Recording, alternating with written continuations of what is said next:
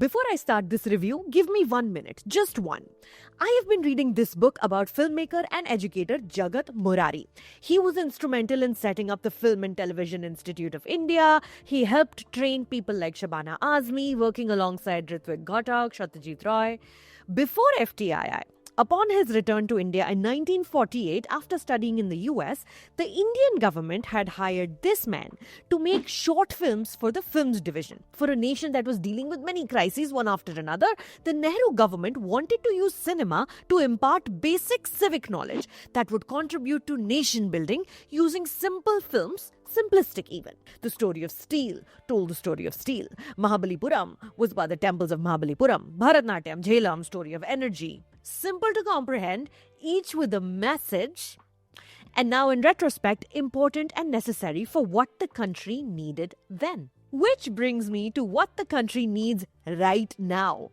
And if popular cinema ought to even think about it. Are we again at that time where simplistic and heavy-handed filmic language is the need of the hour?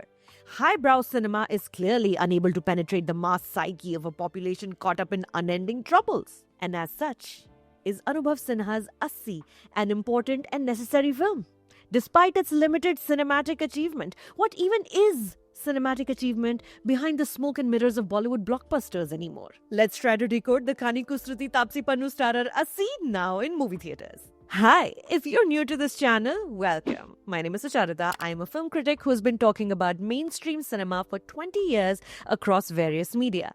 On this YouTube channel, you will find movie reviews, interviews with filmmakers, and coverage from international film festivals. If these are things that interest you and seem like they could be of use to you, do subscribe to the channel before we proceed. Written by Sinha himself with male writer Gaurav Solanki, Assi tells the story of Parima, a school teacher living in Delhi with her husband who works at a supermarket. With their young son and a modest apartment, things are good and mundane for these two. We don't, however, see this happy picture first. The film opens with a harrowing sequence set at a railway crossing. Parima is found brutalized and half naked by locals. She's then taken to a hospital where it's ascertained that she has been raped. In a flashback, you are shown what happens and who these culprits are. A lawyer is introduced and the procedural begins. Coming from the same movie studio that gave us Animal in 2023, Assi is a decidedly male perspective on the story of a woman and the system that's designed to keep her oppressed. The trailer of this film ends with the text calling it an urgent watch in cinemas. The expected heavy-handedness is delivered in full measure.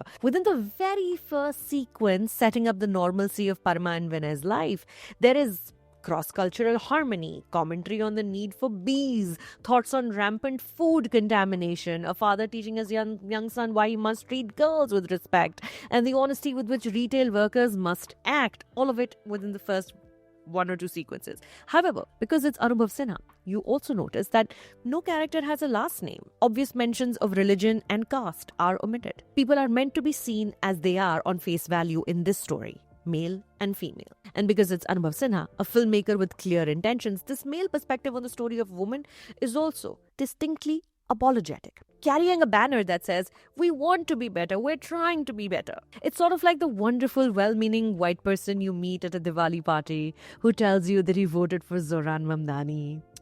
ATM से यहाँ तक का रास्ता तो सिर्फ 10 minute का है ना, बाकी 25 मिनट क्या कर रहे थे?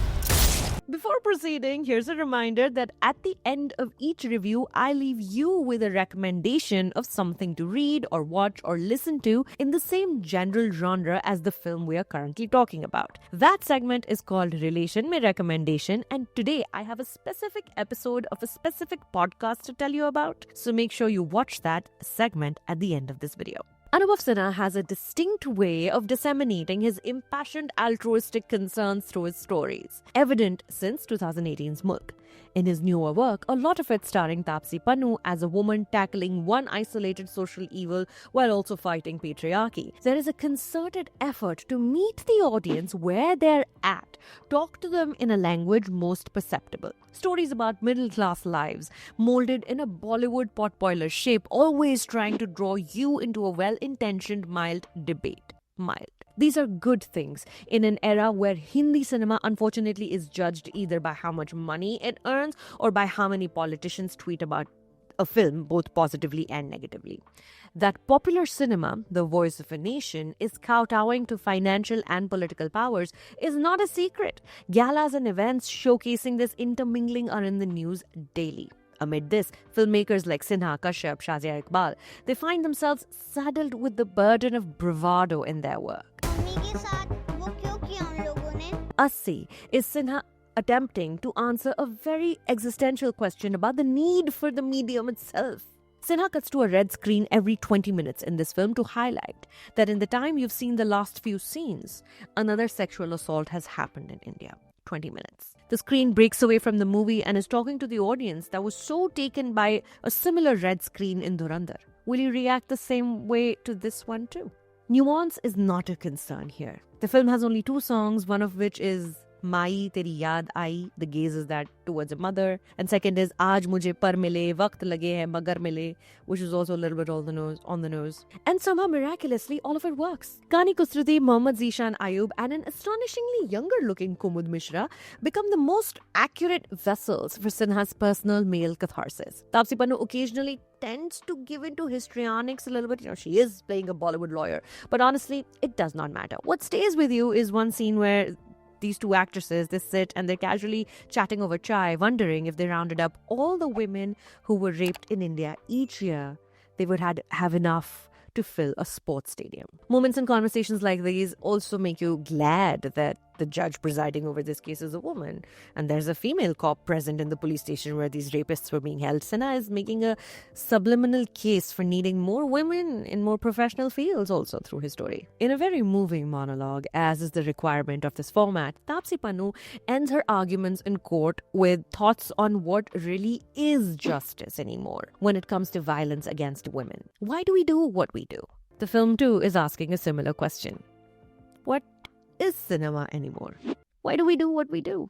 अब अगला एक 8 साल की बच्ची का केस आया मेरे पास, उसके लिए कल आऊंगी आपके सामने, वो भी कैसे ही खत्म करेंगे? For today's Relation Mein recommendation, the New York Times releases a new episode daily of their free podcast titled, well, The Daily.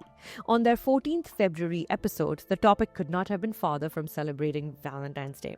A journalist talked to Giselle Pellicot, the revolutionary French woman at the center of the rape trial that shocked the world. It is a 1 hour, 4-minute long episode, an interview with Giselle Pellicot, and the number of times I had to pause to catch my breath while listening to it is just too many to accept here. Do give it a listen.